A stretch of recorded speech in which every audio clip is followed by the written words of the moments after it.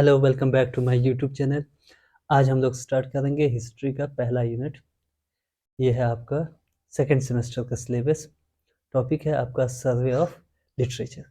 Survey of literature का मतलब होता है कि हमारे पास जो पहले से ही जो अवेलेबल रिसर्च वर्क हो, चाहे कोई पब्लिश्ड बुक हो, ठीक है, उसका हम लोग क्या करें, रिव्यू करें या उसको हम लोग एनालाइज करें।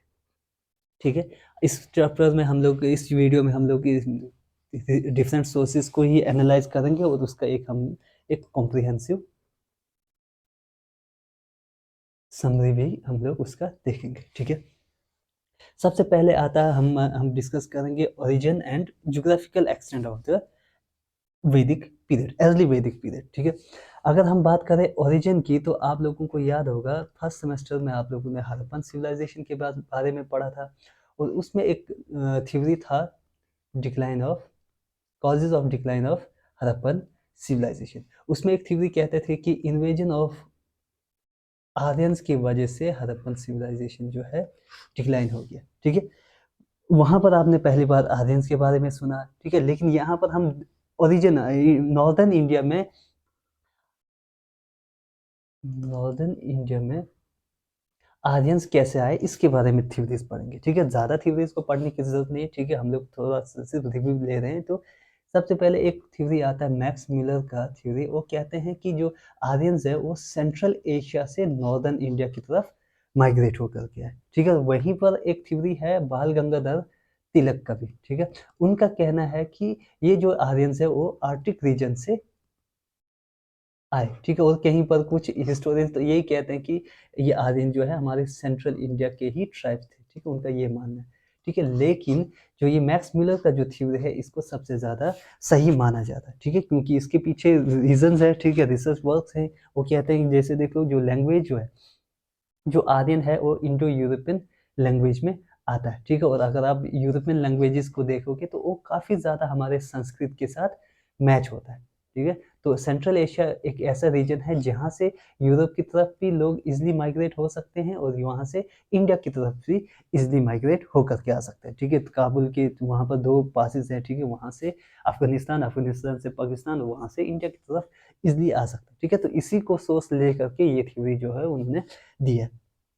अगर बात करें settlement of Aryans in India की तो सबसे पहले ये जो आर्यंस आए और आकर के आपके जो सप्त सिंधु जो रीजन है वहाँ पर ये लोग सेटल हो गए। ठीक है, सप्त सिंधु क्यों कि ये देखो सप्त का मतलब है यहाँ पर सात। ठीक है, संस्कृत वर्ड है। सिंधु जो है आपको पता है इंडस रिवर को कहा जाता है। ठीक है, तो उस टाइम पे जैसे आज पंजाब है तो ठीक है 5 रिवर्स के नाम पर पंजाब पड़ा। ठीक है, और उस समय पे क्या होता था, उस समय पे 7 रिवर्स जो है फ्लो करती थी। ठीक है, जो उस समय का जो हमें ऋग्वेदा में पढ़ने को मिलता है वो है सरस्वती के बारे में। ठीक है, आज के टाइम पर ये जो सरस्वती रिवर जो है ये क्या हो गया है, ये सूख गया। ठीक है, आपको इसके कोई नामो निशान नहीं मिलता है।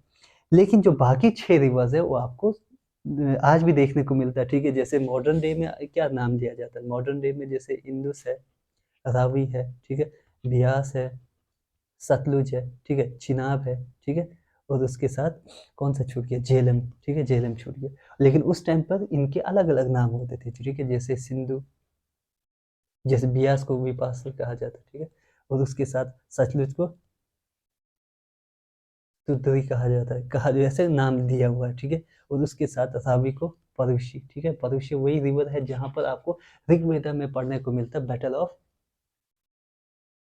10 किंग्स। ठीक है, देखो ये इसलिए ज़रूरी है ये बैटल ऑफ 10 किंग्स। ये पहला यहाँ पर वो ट्राइबल चीफ लड़े थे जिसके नाम की वजह से आज इंडिया का नाम भारत जो है पड़ा हुआ है। ठीक है, भारत इंडिया को क्यों कहा जाता है, ये यही राजा थे जिसके नाम पर इंडिया को भारत कहा जाता है। ठीक है, ये भारत लड़े थे 10 अलग ट्राइब्स के राजाओं के साथ, जिसमें से 5 जो थे वो आर्यन थे, जो बाकी जो 5 थे नॉन आर्यन किंग्स थे। अब यहाँ पर सवाल उठता है कि ये नॉन आर्यन किंग्स कहाँ से आए। देखो, ऐसा नहीं है कि जब ये आर्यंस आए तो उससे पहले नॉर्दर्न इंडिया में कोई भी लोग नहीं था। ठीक है, वहाँ पर जो इंडिजिनियस पीपल रहते थे ये उन लोगों के राजा थे। ठीक है, तो आपको यहाँ हम जब सोशल कंडीशन देखेंगे तो उसमें ये सारी चीज़ें डिस्कस करेंगे। ठीक है, यहाँ देखो लास्ट एक चीज़ रह गया कि ये आर्यन जो है माइग्रेट हो करके आए नॉर्दर्न इंडिया की तरफ, ऐसा नहीं कि एक ही बार झटके में आए, और डिफरेंट डिफरेंट फेजेस में माइग्रेट हो करके आए और इंडिया में सेटल हो गए, ठीक है। और इन सभी चीज़ों के बारे में हमें पता चलता है ऋग्वेदा के बारे में, ठीक है। ऋग्वेदा जो है टोटल 1028 हाइम्स में डिवाइडेड है, ठीक है। मतलब ऋग्वेदा में इतने हाइम्स है, और उसके साथ इनको 10 मंडलास में बांटा गया, ठीक है, जिसमें से 2 से 7 जो है सबसे पुराने हैं, और उसके अलावा 1, 8, 9 और 10 है ये लेटेस्ट माना जाता है, ठीक है। ये कैसे पता चलता है? ये जिस तरीके से इनको लिखा गया, ठीक है, इनमें क्या है, इसको बढ़िया तरीके से क्लासिफाई करके लिखा गया, और जो पुराने हैं उसमें थोड़ा क्लासिफिकेशन जो है अच्छे से नहीं, ठीक है। तो इसी बेसिस पर हो सकता है कि जो राइटर्स थे या जो उस समय के जो स्कॉलर्स थे, उन्होंने with the passage of time better representation जो करना वो सीख लिए थे, ठीक है। अब यहाँ पर लिखा गया का मतलब ऐसा नहीं कि ऋग्वेदा जो है अर्ली वैदिक पीरियड में मतलब 1000 बीसी तक लिख दिया गया था, नहीं। उस समय पे वो क्या होता था, ओरली ट्रांसफर होता था फ्रॉम टीचर टू स्टूडेंट, ठीक है। वो ज़बानी याद करते थे, वो ज़बानी ही अपने शिष्यों को ट्रांसफर नॉलेज करते रहते थे, ठीक है। तभी इनको श्रुति कहा गया, ठीक है। इन चीज़ों को हमने ध्यान रखना, ठीक है। ये तो हो गया वेदास के बारे में, ठीक है। इसके साथ साथ हम इनका ज्योग्राफिकल एक्सटेंट भी देख लेते हैं, ठीक है। देखो, अगर आपको ये जो 7 रिवर्स के बारे में मॉडर्न इंडिया या ज्योग्राफी ऑफ इंडिया पढ़ा होगा, तो आपको पता होगा कि ये जो रिवर्स है कहाँ तक एक्सटेंडेड है, ठीक है। लेकिन नहीं पता होगा तो भी हम बात कर सकते हैं कि ये जो ऋग्वेदा, अर्ली ऋग्वेदा में या पूरे वैदिक पीरियड में जो लोग थे, वो अफगानिस्तान से लेकर के आपके वेस्टर्न यूपी तक फैले हुए थे, ठीक है। ये पूरा एरिया जो है इस रीजन में ये लोग रिसाइड करते थे, ठीक है।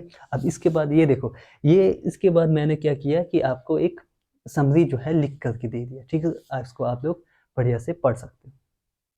1 मिनट ले लीजिए, आप लोग पढ़ लीजिए, या स्क्रीनशॉट करके ले करके आप पढ़ सकते हो, ठीक है।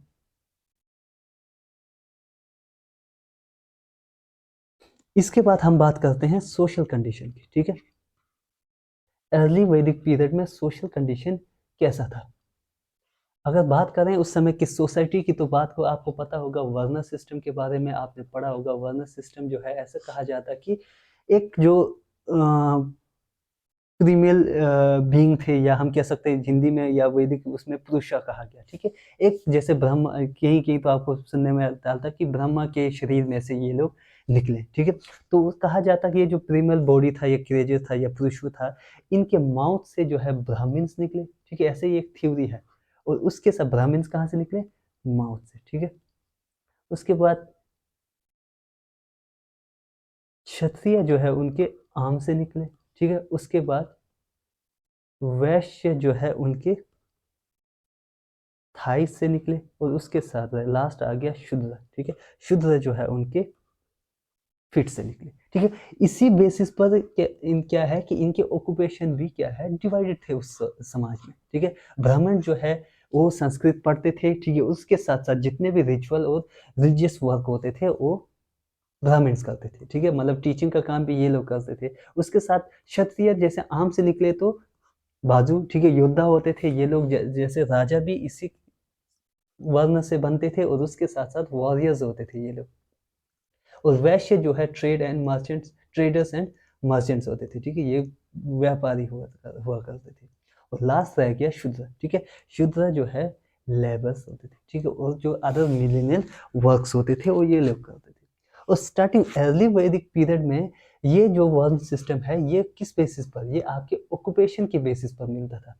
On the basis of birth ये चीज़ें नहीं मिलती थी, ठीक है। आपका जैसा ऑक्यूपेशन होगा, आप जैसा ऑक्यूपेशन चूज करोगे, उस हिसाब से आपको ये कास्ट जो है मिलता था, ठीक है। अगर आप पढ़ने लिखने में अच्छे हो गए तो आप ब्राह्मण कहलाए जाते थे, ठीक है। अगर आप बिजनेस करने लग गए तो आप वैश्य हो जाते थे, ठीक है। अगर आप लेबर का काम करते थे आप शूद्र, ठीक है। और अगर आप योद्धा बनते तो आपको क्षत्रिय कहा जाता था, ठीक है। और उसी के साथ उस समय की जो सोसाइटी था उसके बारे में अगर देखें, तो सोसाइटी जो है उस समय पे बहुत ही एक दूसरे के साथ प्यार प्रेम से रहते थे, ठीक है। मतलब कि अपने ट्राइब में, ठीक है, उनका जो कबीला होता था, कबीला के लोगों के साथ उनका वो दया और भावना के साथ बैठते थे, ठीक है। जैसे आज के टाइम पर जो फीलिंग है, जैसे हम लोग जिसको हम लोग नेशनलिज्म कहते हैं, ठीक है। आपको अपने राष्ट्र के प्रति है ना, देश के लिए मर मिटने वाला जुनून होता हमारे लिए अंदर, ठीक है? वही चीज़ वो उस समय पे इन लोगों के लिए पास होता था, लेकिन वहाँ पर तब कोई नेशन नहीं बना था, तो ये लोग ये फीलिंग अपने ट्राइब के लिए रखते थे, ठीक है? मतलब कि ट्राइब में ये लोग बहुत ही हार्मोनी के साथ रहते थे, ठीक है? लेकिन उसके साथ-साथ हम सोसाइटी या सोशल कंडीशन में सिचुएशन ऑफ वुमेन को भी डिस्कस करते हैं, ठीक है? उस समय पे पॉलीगैमी और पॉलीएंड्री दोनों प्रैक्टिस किया जाता था, ठीक है? पॉलीगैमी का मतलब होता है एक से ज़्यादा बीवी होना। आपने पढ़ा होगा, जहाँ जितने भी राजाओं के बारे में पढ़ते हैं, तो मैक्सिमम जो है उनके एक से ज़्यादा रानियाँ हुआ करती थी, ठीक है? और उसके साथ आपको बहुत सारे ऐसे एविडेंसेस भी मिलते हैं जहाँ पर आपको पॉलीएंड्री के भी सबूत मिलते हैं, ठीक है? जैसे सबसे बढ़िया आपको अपना महाभारत एपिक आप लोगों ने पढ़ा होगा, ठीक है? उसमें पांडवों के बारे में पढ़ा होगा, ठीक है? द्रौपदी के 5 हस्बैंड थे, ठीक है? उसमें हमें बताया गया। ठीक है, ये है आपके सिचुएशन ओमेन का, सॉरी, मैरिज के बारे में। हाँ, उसके अलावा क्या है कि अर्ली वैदिक पीरियड में वुमेन्स का सिचुएशन काफ़ी अच्छा था, ठीक है? बेटर सिचुएशन में था, उनको काफ़ी सोसाइटी में रिस्पेक्ट मिलता था, ठीक है? और उसके साथ-साथ बहुत सारे जो सामाजिक मीटिंग्स होते थे, ठीक है? उनमें इनको गैदरिंग में इनको अलाउ भी किया जाता था। हालाँकि हम ये कह सकते हैं कि हमारे पास कहीं पर भी जो ये चाइल्ड मैरिज है, उसका कहीं पर भी हमको एविडेंसेस नहीं मिले। आपको पढ़ने को मिलता है कि उस समय पे 16 से 17 साल जो है वुमेन की शादी के लिए फिक्स किया गया था, ठीक है? तो इस एज में शादी हो जाती थी, लेकिन ये उतना भी ज़्यादा छोटा उम्र नहीं है, ठीक है? क्योंकि बाद में हमको पढ़ने को मिलता है कि 12-13 साल में भी औरतों की शादी, लड़कियों की शादी कर दिए जाते थे, ठीक है? ऐसा कुछ अर्ली वैदिक पीरियड में हमको पढ़ने को नहीं मिलता, ठीक है? ये था हमारा सोशल कंडीशन, ठीक है? आप यहाँ पर देखो, इसको एक मैंने समरी लिखा है, इसमें आप पढ़ भी सकते हो, ठीक है? इसका आप स्क्रीनशॉट ले लीजिए।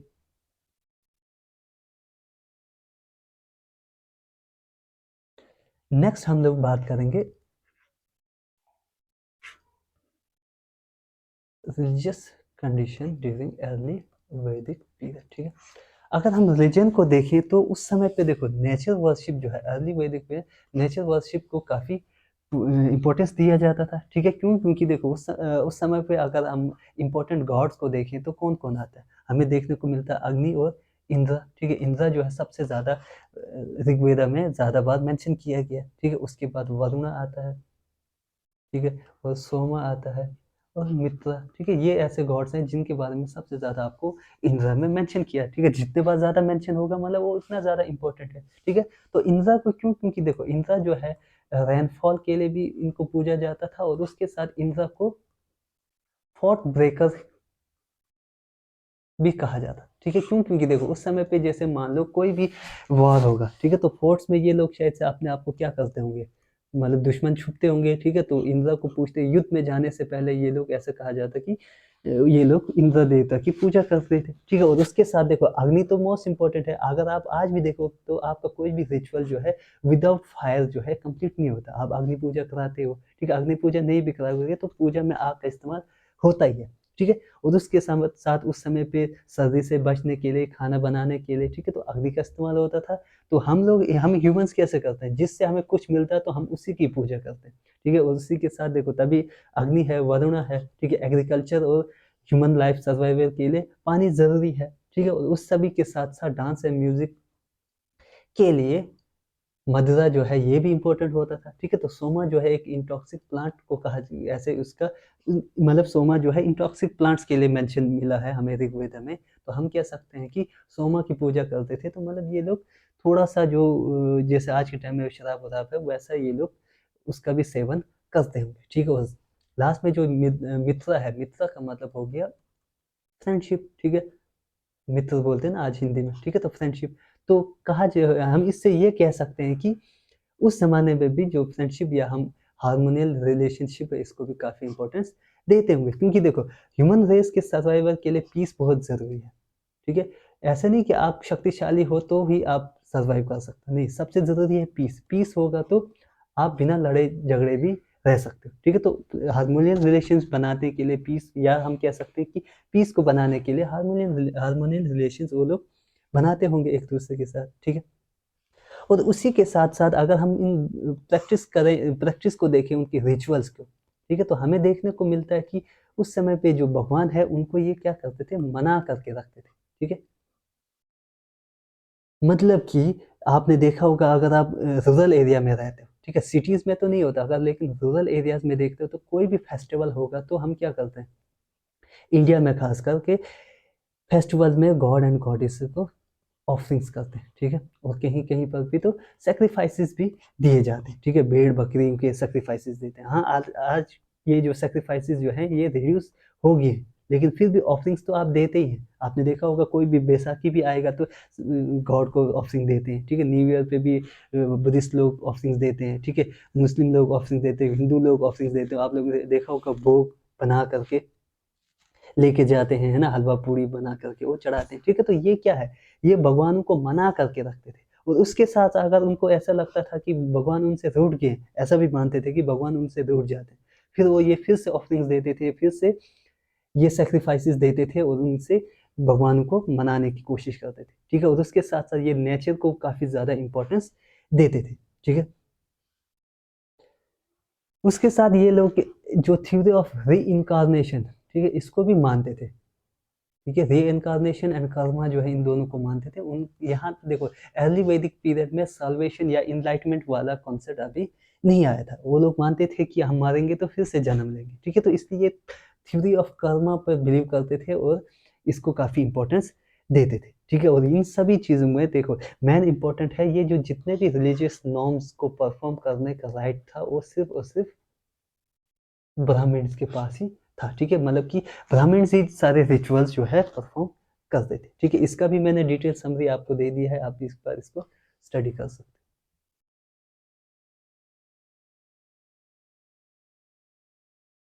उसके बाद हम देखेंगे पॉलिटिकल कंडीशन, ठीक है, अगर हम बात करें पॉलिटिकल कंडीशन की तो अर्ली वैदिक पीरियड में हमें कोई भी ऐसे लीगल ऑर्गेनाइजेशन देखने को नहीं मिलता जो देश के पॉलिटिकल सिचुएशन को देखता हो, ठीक है, क्यों, क्योंकि देखो उस टाइम पे क्या रहता था, जो ट्राइब्स है, ठीक है, छोटे मोटे ट्राइब्स होते थे, ठीक है, जो पॉलिटिकल ऑर्गेनाइजेशन का जो सबसे छोटा यूनिट होता था वो फैमिली होता था, ठीक है, और ये फैमिली मिलके ग्राम ग्राम बनाते थे, ठीक है, मतलब छोटे-छोटे गाँव, ग्राम मिला करके आपका विश्व बनाता था, ठीक है? और विश्व बना मिल करके आपका जन। अब अर्ली वैदिक पीरियड में सिर्फ़ आपको जन तक ही देखने को मिलता है, लेकिन लेटर वैदिक पीरियड में फिर यही जन जो है जनपदास बन जाते हैं, ठीक है? और खत्म होते-होते जैसे 4th-5th सेंचुरी आते हैं तब फिर ये महाजनपदास भी बन जाते हैं, ठीक है? महाजनपदास आपने सुना होगा, ठीक है? कुरु, पंचाल, ठीक है? मगध, ठीक है? मगध जो है सबसे विशाल महाजनपदास में से माना जाता है, ठीक है? अभी आपको इसके बारे में डिस्कस नहीं करना है। देखो फैमिली का हेड होता था, ठीक है? बहुत सारे कुछ फैमिली मिला के आपका ग्राम बनता था और कुछ ग्राम मिल करके आपका विश्व बनता था और कुछ विश्व बन करके आपका जन बनता था, ठीक है? और जो जन का हेड होता था जिसको कहते थे राजन, ठीक है? जिसको हम लोग इंग्लिश में किंग भी कह सकते हैं।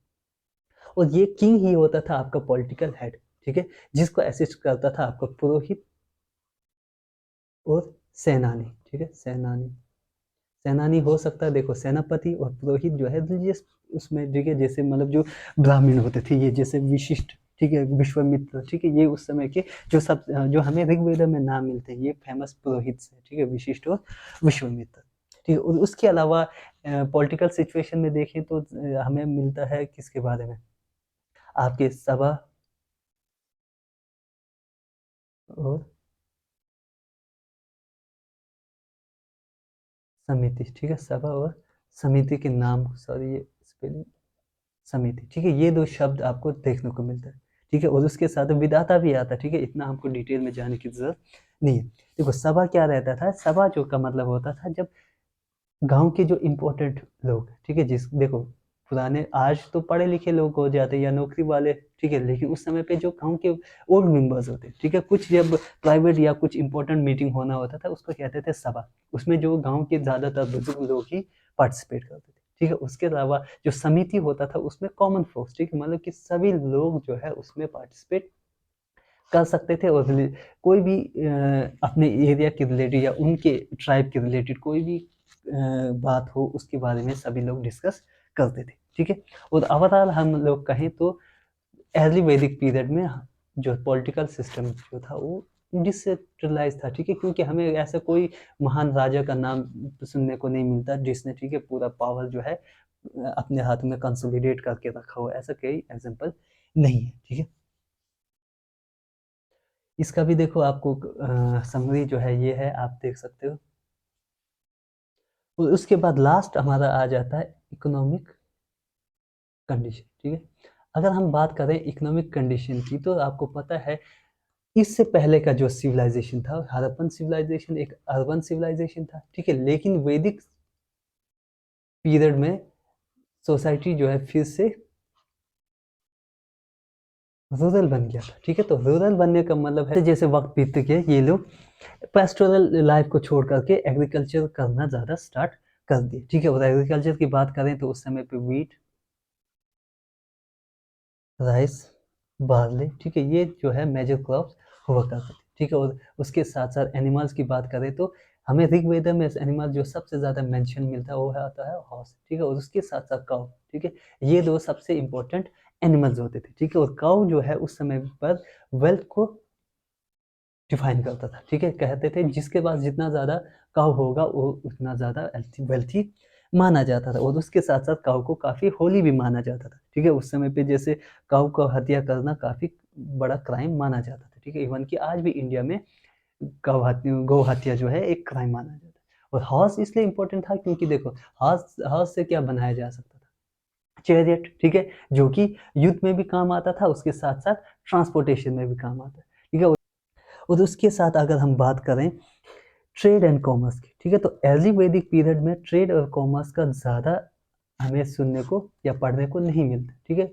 हमें ये भी नहीं मिलता है कि वहाँ पर कॉइन्स जो है बनाते थे, ठीक है, कहीं पर भी ऐसा एग्जाम्पल नहीं, ठीक है। हाँ, लेटर वैदिक पीरियड में फिर लास्ट में कॉइन का आपको जिक्र मिलेगा, लेकिन ऋग्वेद में कॉइन्स के बारे में कहीं पर भी मेंशन नहीं। और उसी के साथ-साथ जो ट्रेड भी होगा वो लोकल रहता था, ठीक है। जैसे हमें हड़प्पन सिविलाइजेशन में मेसोपोटामियन सिविलाइजेशन के साथ उनका लिंक होने का भी आपको एविडेंसेस मिलते हैं, ठीक है। लेकिन ऋग्वेद में ऐसा कुछ भी नहीं है। और उसके साथ-साथ अगर हम इकोनॉमी में टैक्सेस के बारे में भी बात करें तो कोई ऐसा कल्चर नहीं था टैक्स की किंग को टैक्स पे करना, ठीक है। हाँ, हाँ, एक जो शब्द है बाली, ठीक है, इसका इस्तेमाल ऋग्वेद में ज़रूर किया गया है। तो स्कॉलर्स का मानना है कि ये बाली जो है एक वॉलंटरी या हम कह सकते हैं वॉलंटरी ऑफरिंग या हम कह सकते हैं गिफ्ट टू द गॉड को कहा गया है। सॉरी गॉड को नहीं, किंग को, ठीक है। मतलब कि पब्लिक जो है अपनी मर्ज़ी से, अपनी खुशी से एक अपना कंट्रीब्यूशन जो है राजा को देते थे, ठीक है, उसको बाली कहा गया। और ऐसे कोई सेंट्रली ऑन टैक्सेशन सिस्टम हमें नहीं देखने को मिलता है, ठीक है। ये सारा है आपका इकोनॉमिक सिचुएशन, ठीक है, ड्यूरिंग अर्ली वैदिक पीरियड। इसका भी आप लोग ये समरी पढ़ सकते हो, ठीक है। इसके साथ लास्ट में मैंने एक और स्लाइड दिया है जिसमें आपको क्या है कि पूरे इन चारों को एक डिटेल, क्योंकि देखो आपके क्वेश्चन पेपर में या इंटरनल में शॉर्ट आंसर टाइप क्वेश्चन में भी ये आ सकता है, ठीक है। तो वो काफ़ी समरी ज़्यादा इससे भी शॉर्ट फॉर्म में, ठीक है, तो आप उसको भी पढ़ करके पेपर दे सकते हो, ठीक है। तो थैंक यू फॉर वॉचिंग।